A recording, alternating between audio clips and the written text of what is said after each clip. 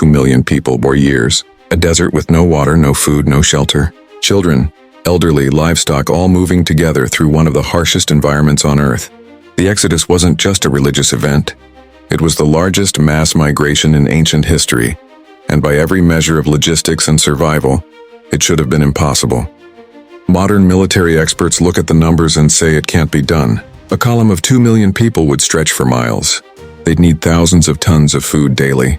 Water requirements alone would drain entire rivers. And here's the detail that breaks every calculation. They survived 40 years without a single permanent settlement, without farmland, without supply lines from any civilization. How do you keep 2 million people alive in a wasteland? How do you maintain order without police, without government infrastructure, without modern communication? And why did so many of them die trying? In this video, you'll discover the brutal reality behind the greatest escape in history. And by the end, you'll understand why no nation has ever attempted anything like it again. The midnight escape. The problem wasn't just walking out of Egypt. It was moving 2 million people simultaneously without causing a stampede, without losing thousands in the chaos, without Egyptian soldiers hunting them down before they reached the border. Exodus chapter 12, verse 37 tells us they went from Ramesses to Succoth, about 600,000 men on foot, besides women and children, when you count everyone. Scholars estimate 2 to 2.5 million people total. Let me put that in perspective for you. That's the entire city of Houston trying to evacuate overnight. No trains, no buses, no highways, just feet. Just people carrying everything they own on their backs, leading livestock, holding children's hands in the darkness. They left at night. Exodus 12:31 says Pharaoh summoned Moses and Aaron during the night and told them to leave immediately. But here's what makes this terrifying. They had no practice run. No evacuation drill, no maps handed out. Most of these people had never left Egypt. They didn't know where they were going. They just knew they had to move now. A mother shakes her children awake. Get up now! We're leaving. The children rub their eyes, confused. Leaving? Where are we going? I don't know. But we have to go now. All around them, families are scrambling in the dark, grabbing bread that hasn't finished rising, tying up livestock. The elderly stumbling, trying to keep pace. The disabled being carried by relatives. Babies crying, animals panicking. The sound of thousands of feet shuffling in the darkness. And somewhere in that chaos there had to be order. Because if 2 million people tried to leave through the same gates at the same time, people would be crushed to death. Moses organized them by tribes. 12 tribes, each with their own leaders, their own designated positions in the march. Judah marched first, Reuben behind them. Specific clans carried specific items from the tabernacle. Everyone had a role. But organizing 2 million people while they're fleeing? That takes time, hours. By the time the last families left Ramesses, the first groups were already miles ahead. The column would have stretched for 20 to 30 miles when fully extended. One continuous line of humanity snaking through the desert in the darkness. And behind them? By Exodus chapter 14, they reach the edge of the Red Sea. Water in front, mountains on the sides. And then they see it. Dust clouds on the horizon, getting closer. Pharaoh's entire army, 600 chariots, horses, commanders racing toward them. Exodus 14:10 says the people were terrified. They cried out to Moses, "Was it because there were no graves in Egypt that you brought us to the desert to die?" Think about what they're feeling right now.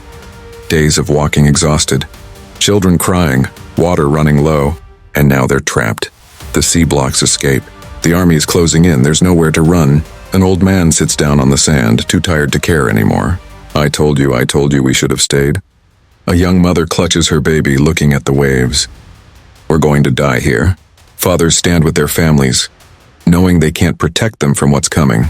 Military strategists call this a kill box, a position where the enemy has you surrounded with no way out. Pharaoh chose this moment intentionally. He let them get far enough to feel safe, then sprung the trap. And for hours, maybe an entire night, those 2 million people stood there waiting to die. But you know what happened next? Moses stretched out his hand. Exodus 14:21 says a strong east wind blew all night, and the waters divided. They walked through on dry ground with walls of water on both sides. But here's the part nobody talks about. How do you get 2 million people across before the Egyptians catch up? Think about the logistics. Even if the passage was a mile wide, which would be enormous, you still have 2 million people trying to cross at once. Families getting separated in the crowd. Children losing sight of parents. The elderly unable to keep pace. livestock blocking paths, and the ground, even if dry, was still seabed. Uneven shells, rocks, debris everywhere. People tripping, falling. In a crowd that size, one person falling causes a chain reaction. Bodies piling up, people being trampled. But that's not the worst part. Because behind them, Exodus 14:23 says the Egyptians were pursuing chariots, horses, the entire army entering the seabed. So now it's not just about crossing, it's about running. A father grabs his daughter's hand. Don't let go. Whatever happens, don't let go. They run. Families sprinting through the narrow passage, dragging children who can't keep up, abandoning belongings to move faster. The sound of chariot wheels getting closer, the walls of water towering above them, held by nothing but God's command. Faster, they're coming. An elderly woman stumbles, her son tries to lift her. I can't leave you. Go, she screams. Save your children, go. How many scenes like that played out? How many impossible choices? How many people didn't make it across? The Bible doesn't tell us those details. But in a crowd that size, under that pressure, casualties were inevitable. And then, once everyone made it through, Exodus 14:26-28, Moses stretched out his hand again. The waters returned. The Egyptian army was swallowed entirely. Horses, chariots, commanders, not one survived. The Israelites stood on the far shore watching bodies and chariots wash up on the beach. They were free. But freedom they were about to learn came with a cost nobody expected. 3 days into the wilderness. Exodus 15:22, no water. You need to understand what this means. Like 1 million people, even if each person drinks just 2 liters per day, the bare minimum to survive in desert heat, that's 4 million liters daily. That's 4,000 tons of water every single day. Where do you get that in a desert? They reached a place called Marah. Finally, water. People rushed toward it, cupping their hands, desperate to drink. But Exodus 15:23 says it was bitter, undrinkable. Imagine the despair. A child runs to the water, drops to her knees, scoops it up, takes a sip, immediately spits it out, gagging. Mama, it tastes bad. Her mother tries it. Bitter, metallic, impossible to swallow. Around them, people are realizing the same thing. The water they desperately needed can't be consumed. The people turned on Moses immediately. What shall we drink? Panic spreads fast in a crowd this size. Dehydration sets in within hours in desert heat. Children start crying. The elderly collapse. Animals begin dying. Tongues swollen, eyes glazed. And when people get desperate, they get violent. Moses threw a piece of wood into the water and it became sweet. Miraculous, yes, but here's what's brutal. This had to happen over and over. Because they couldn't carry 4 million liters at a time. They had no wells, no irrigation systems, no reservoirs. Every few days they needed another miracle. Another source, another divine intervention.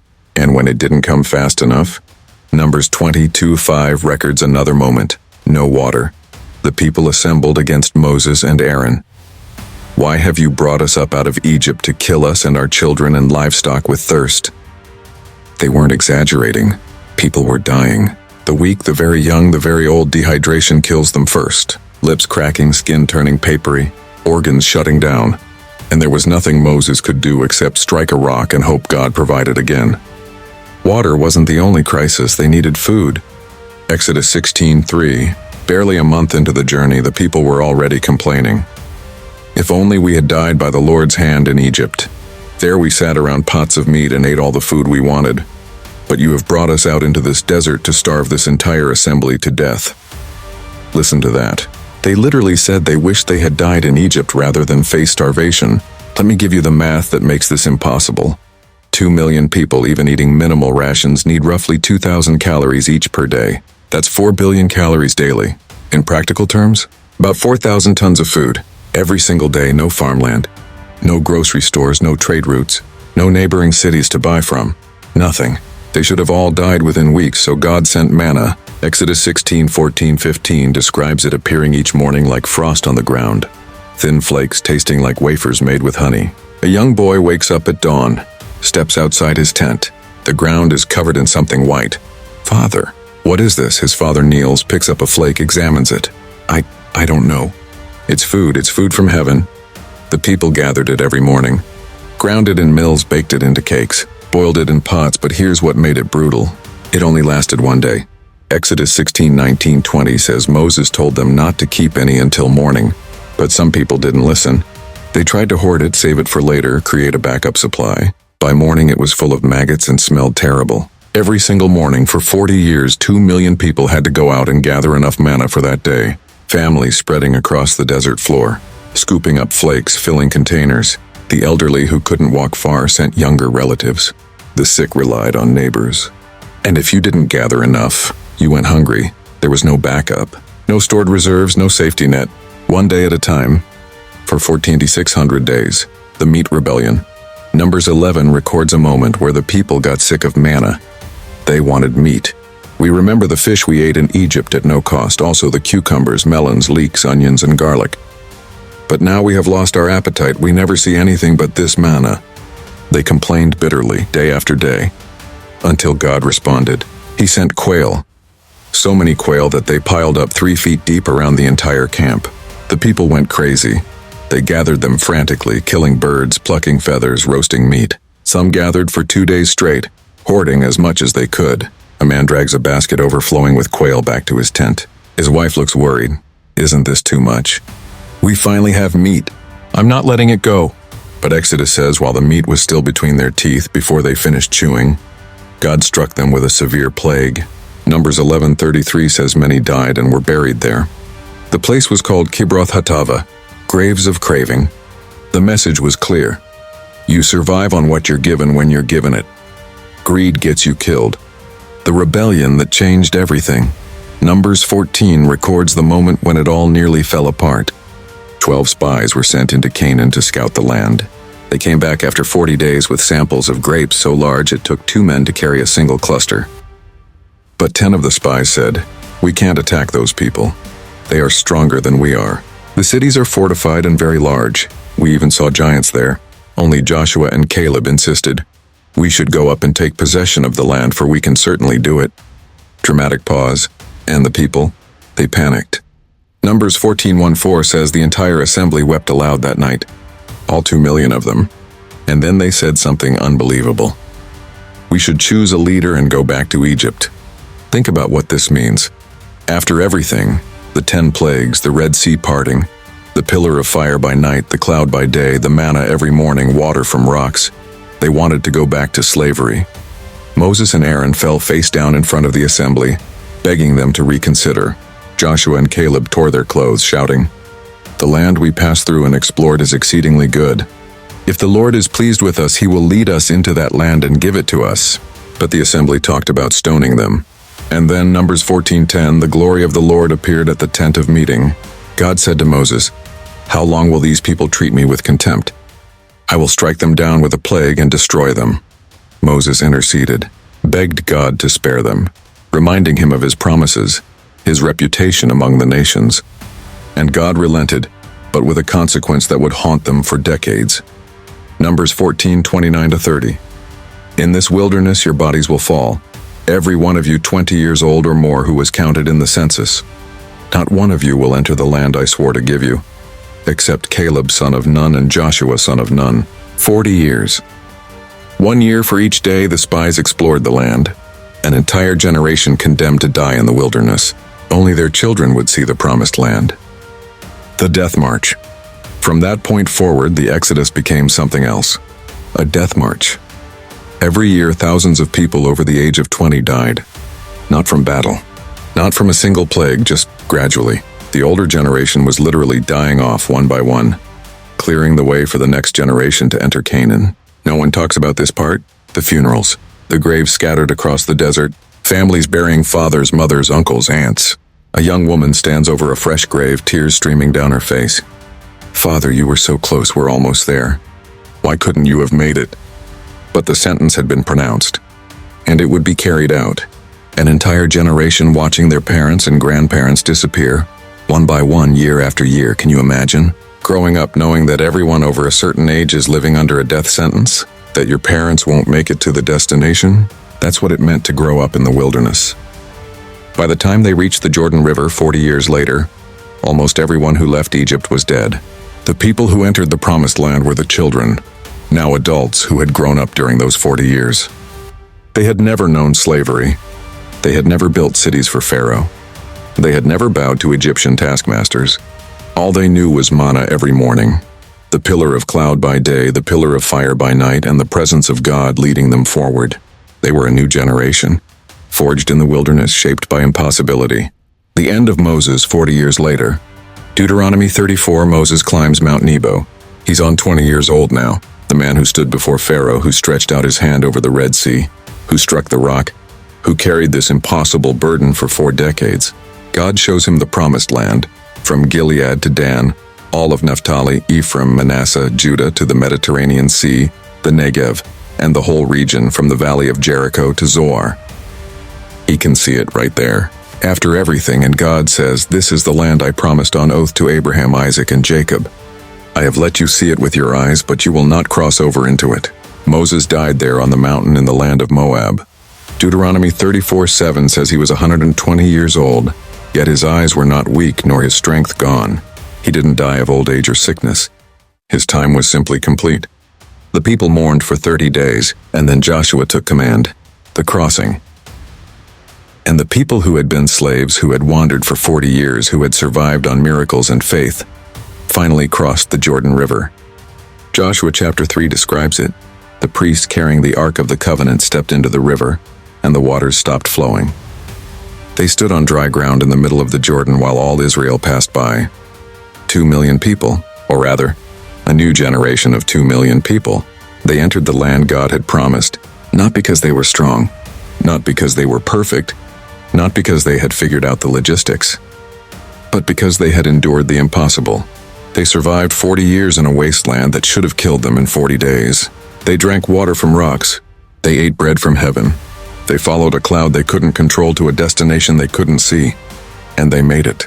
Why it never happened again. Modern militaries won't attempt mass desert crossings without extensive logistics. Supply trucks, helicopters, pre-positioned water caches, medical teams, satellite communications. Even with all of that technology, moving 2 million people through a desert would be considered a logistical nightmare. Humanitarian organizations require months of planning, international support, and billions of dollars to move refugee populations a fraction of this size. The United Nations, with all its resources, struggles to sustain refugee camps of 200,000 people. That's 1/10 the size of the Exodus. Pause for emphasis. The Exodus succeeded because it was never about human capability. It was never about having the right equipment or the perfect plan. It was about divine intervention meeting human perseverance. 2 million people. In years. Countless dead along the way, from thirst, from hunger, from rebellion, from the simple sentence of time. But the survivors made it, and their story became the defining moment of an entire faith. The moment when the impossible became history. Now you need to see what happened next. Because crossing into the promised land was just the beginning. The first city they faced, Jericho, massive walls, professional soldiers, impossible to breach without siege equipment. And God told Joshua to defeat it by walking around it and shouting. How did that work? How do you conquer a fortified city with just a shout? And what happened to the one family who helped them? Click the video on your screen right now and discover the most unusual military victory in history. And if you made it this far, you're clearly interested in the impossible stories of the Bible. Subscribe and hit that notification bell so you don't miss the next one. Thanks for watching. I'll see you in the next video.